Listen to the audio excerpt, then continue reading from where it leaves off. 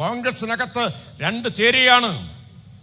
ഒന്ന് രമേശ് ചെന്നിത്തലയും കെ മുരളീധരനും എല്ലാം നേതൃത്വം കൊടുക്കുന്ന BJP വിരുദ്ധരുടെ ചേരിയാണ് എങ്കിൽ BJPയെ അനുകൂലിക്കുന്ന പ്രതിപക്ഷ നേതാവിന്റെ നേതൃത്വത്തിലുള്ള ഒരു കോക്കസ് ഇന്ന് കോൺഗ്രസിൽ പ്രവർത്തിക്കുകയാണ്. ആ കോൺഗ്രസിന്റെ ആവശ്യം BJPയെ ഉയർത്തിക്കൊണ്ടുവരിക എന്നതാണ്.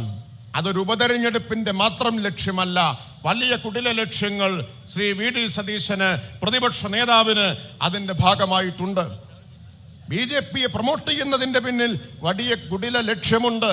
അത് കോൺഗ്രസിനകത്തു തന്നെ ചിലരെ ലക്ഷ്യമിട്ടുകൊണ്ടാണ് എന്നും നമ്മൾ കാണണം. അപ്പോ ആരാ VD സതീശൻ? നമുക്ക് എല്ലാവർക്കും അറിയാം. ഗോൾവാൾക്കറുടെ ചിത്രത്തിന്റെ മുമ്പിൽ പോയി താണ് വണങ്ങി നിലവിളക്ക് കൊളുത്തി നിൽക്കുന്ന VD സതീശന്റെ ചിത്രം നമ്മൾ എല്ലാവരും കണ്ടിട്ടുള്ളതാണ്.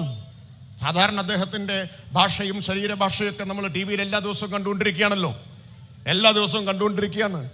എന്തൊരൗദ്ധത്യത്തോടു കൂടിയിട്ടാണ് അദ്ദേഹം സംസാരിക്കുകയും പെരുമാറുകയും ഒക്കെ ചെയ്യുന്നത്. എങ്ങനെയാണ് അദ്ദേഹം പെരുമാറാറുള്ളത് അല്ലേ? ആളുകളെ എല്ലാം, കണ്ണിൽ കണ്ടവരെ എല്ലാം എങ്ങനെയാണ് ആക്ഷേപിക്കുന്നത് എന്ന് നമ്മൾ കണ്ടിട്ടുള്ളതാണ്. എല്ലാവരെയും പോയി LDF-ന്റെ സ്ഥാനാർത്ഥിയുടെ ഭാര്യ, ഡോക്ടറായിട്ടുള്ള ഭാര്യയുടെ വോട്ട് വരെ കള്ള വോട്ടാണെന്ന് പറയാൻ മടി കാണിക്കാത്ത പ്രതിപക്ഷ നേതാവാണ്. അവർ കാടാങ്കോട താമസം, എൻ്റെ വീടിൻ്റെ അടുത്താണ്. അവർക്ക് സ്വന്തമായിട്ട് അവിടെ വീടുണ്ട്. 18 ഇപ്പം വാങ്ങിയതുമല്ല, 2018 6 കൊല്ലം മുമ്പ് വാങ്ങിയ വീട്ടിൽ അവർക്ക് വോട്ടുണ്ട്. എന്നിട്ടാണ് ഒരു സ്ത്രീ എന്ന പരിഗണന പോലും ഇല്ലാതെ എതിർ സ്ഥാനാർത്ഥിയുടെ ഭാര്യയുടെ വോട്ട് വരെ വ്യാജമാണെന്ന് കള്ളം പ്രചരിപ്പിക്കുകയാണ്. അതിന് മടിയില്ലാത്ത ഒരു പ്രതിപക്ഷ നേതാവ് എല്ലാവരെയും ആക്ഷേപിച്ചുകൊണ്ടിരിക്കും. എല്ലാവരോടും വളരെ ധാർഷ്ട്യത്തോടു കൂടിയിട്ടാണ് അദ്ദേഹത്തിന്റെ പെരുമാറ്റം. പക്ഷേ നമ്മൾ ഒരു സ്ഥലത്ത് മാത്രം അദ്ദേഹത്തെ വിനയാന്യുതനായിട്ട് കണ്ടു. എന്തൊരു വിനയമാണ്, എന്തൊരു ഭവ്യതയാണ്. പുഞ്ചിരിയോടെ കൈകൂപ്പി അദ്ദേഹം നിൽക്കുകയാണ്. എവിടെയാണ് നിൽക്കുന്നത്? ഗോൾവാൾക്കറിന്റെ ചിത്രത്തിന്റെ മുമ്പിൽ നിലവിളക്കും കൊളുത്തി നിൽക്കുന്ന സതീശന്റെ ചിത്രം കണ്ടാൽ, പ്രതിപക്ഷ നേതാവിന്റെ ചിത്രം കണ്ടാൽ അദ്ദേഹത്തിന്റെ BJPയോട് RSSനോടുള്ള വിധേയത്വം എന്താണ് എന്ന് നമുക്ക് വ്യക്തമാകും. RSSനോടും BJPയോടും വിധേയത്വം പുലർത്തുന്നവരാണ്. ആരാണ് ഗോൾവാൾക്കർ? ഗോൾവാൾക്കറാണ് RSSന്റെ ആചാര്യൻ. ആ ഗോൾവാൾക്കർ പറഞ്ഞത് നമ്മളാരും മറക്കാൻ പാടില്ല. ഇന്ത്യയെ ഒരു മതരാഷ്ട്രമാക്കാൻ 3 ആഭ്യന്തര ശത്രുക്കളെ ഇല്ലാതാക്കണം. ഏതെല്ലാമാണ് ആഭ്യന്തര ശത്രുക്കൾ? 1 മുസ്ലിങ്ങൾ, 2 ക്രിസ്ത്യാനികൾ, 3 ആരാണ്? 3 കമ്മ്യൂണിസ്റ്റുകാർ. ഈ 3 ആഭ്യന്തര ശത്രുക്കളെ ഉന്മൂലനം ചെയ്യണം. എങ്ങനെ ഉന്മൂലനം ചെയ്യണം? ജർമ്മനിയിൽ ജൂതന്മാരെ ഹിറ്റ്ലർ ഉന്മൂലനം ചെയ്തതുപോലെ, കൂട്ടക്കൊല ചെയ്തതുപോലെ ഉന്മൂലനം ചെയ്യണം. ആരെ? മുസ്ലിങ്ങളെയും ക്രിസ്ത്യാനികളെയും കമ്മ്യൂണിസ്റ്റുകാരെയും.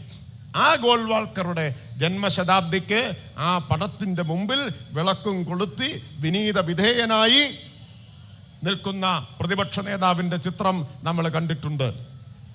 ആ പ്രതിപക്ഷ നേതാവാണ് പാലക്കാട്ട് പടുകുഴിയിൽ കിടക്കുന്ന BJPയെ കൈപിടിച്ചുയർത്താൻ ശ്രമിക്കുന്നത്. ഈ തെരഞ്ഞെടുപ്പിന്റെ തുടക്കം മുതൽ BJP ഇല്ല. കഴിഞ്ഞ ദിവസം ഇന്ത്യ ടുഡേയുടെ ഒരു റിപ്പോർട്ട് വരികയുണ്ടായി. ഇന്ത്യ ടുഡേ എന്ന് പറഞ്ഞാൽ പൊതുവിൽ BJPയെ അനുകൂലിക്കുന്ന ഒരു മാധ്യമമാണല്ലോ. ആ ഇന്ത്യ ടുഡേ പറഞ്ഞത് എന്താണ്? ഇന്ത്യ ടുഡേ ചിലരെ ഉദ്ധരിച്ചുകൊണ്ട് പറഞ്ഞു, BJP വളരെ പിന്നിൽ 3-ാം സ്ഥാനത്താണ് എന്ന് മാത്രമല്ല, കെട്ടിവെച്ച കാശ് നഷ്ടപ്പെട്ടാൽ അത്ഭുതപ്പെടേണ്ടതില്ല എന്നാണ് ഇന്ത്യ ടുഡേയുടെ റിപ്പോർട്ട്. അത്രമാത്രം ഉൾപോരാണ് BJPക്കകത്ത്, അത്രമാത്രം ഗ്രൂപ്പിസമാണ് BJPക്കകത്ത്. BJPയുടെ തന്നെ ചില നേതാക്കളെ ഉദ്ധരിച്ചുകൊണ്ട് ഇന്ത്യ ടുഡേ പറയുകയാണ്, ഇത്തവണ പാലക്കാട്ട് BJPക്ക് കെട്ടിവെച്ച കാശ് പോയാൽ അത്ഭുതപ്പെടേണ്ടതില്ല. അതാണ് BJPയുടെ സ്ഥിതി. ആ BJPക്ക്, ചിത്രത്തിലില്ലാത്ത BJPക്ക് പുതുജീവൻ കൊടുക്കാൻ ശ്രമിക്കുന്ന പ്രതിപക്ഷ നേതാവിന്റെ ദുരുദ്ദേശം എന്താണ്? എന്തുദ്ദേശത്തോടു കൂടിയാണ് പ്രതിപക്ഷ നേതാവ് അതിന് ശ്രമിച്ചുകൊണ്ടിരിക്കുന്നത്?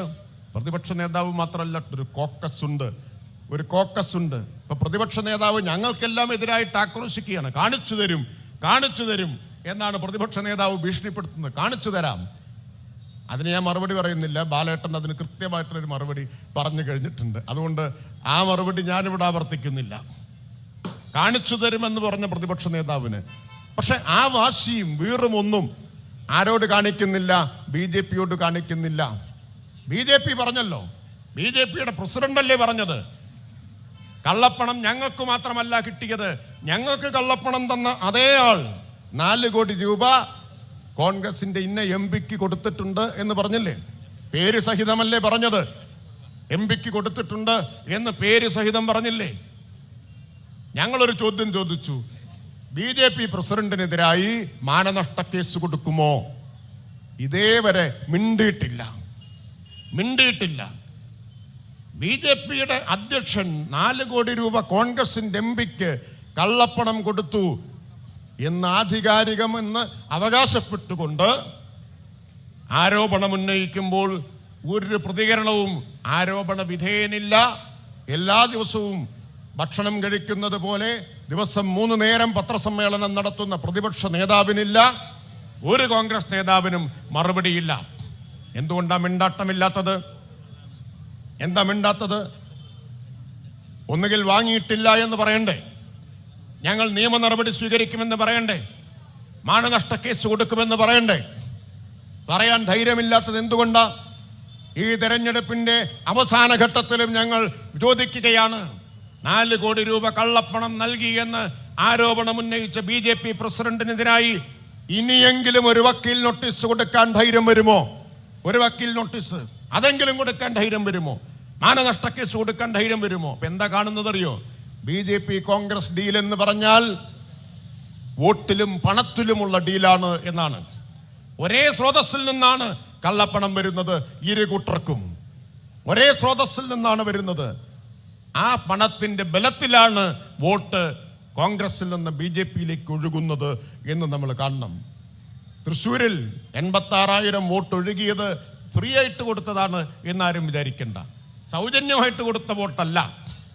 കോടികൾ കള്ളപ്പണമായിട്ട് വരുമ്പോഴാണ് 86,000 വോട്ട് ഒറ്റയടിക്ക് ഒരു തെരഞ്ഞെടുപ്പിൽ ആർക്ക് കുറയുന്നത്? കോൺഗ്രസിന് കുറയുന്നത്. ആ വോട്ടാണ് BJP-യിലേക്ക് പോയത്. അതിന്റെ ബലത്തിലാണ് BJP അവിടെ ജയിച്ചത്. അപ്പൊ തൃശ്ശൂർ ആവർത്തിക്കാതിരിക്കണമെങ്കിൽ നേമത്ത് BJP-യുടെ അക്കൗണ്ട് പൂട്ടിച്ചതുപോലെ LDF ഇവിടെ വിജയിക്കണം. LDF-നെ വിജയിപ്പിച്ചാൽ മാത്രമേ നമുക്ക് ഇവിടെ ഈ പാലക്കാടിന്റെ പുരോഗതിക്ക്, വികസനത്തിന് സാധ്യമായ കാര്യങ്ങളെല്ലാം ചെയ്യാൻ കഴിയും.